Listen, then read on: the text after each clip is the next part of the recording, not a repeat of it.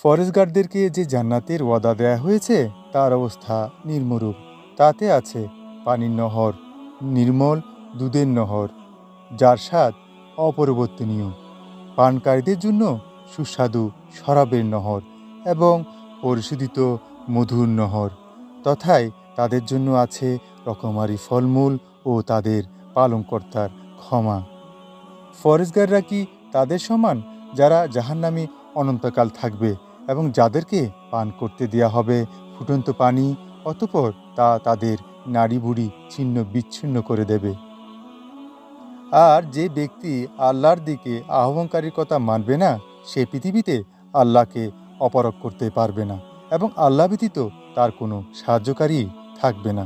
এই ধরনের লোকেই প্রকাশ্য পথভ্রষ্টতায় লিপ্ত। প্রিয় রাসূল সাল্লাল্লাহু আলাইহি ইসলাম বলেছেন, যে ব্যক্তি রোজাদারকে ইফতার করায় তার জন্য রোজাদারের সমান সওয়াব লেখা হবে।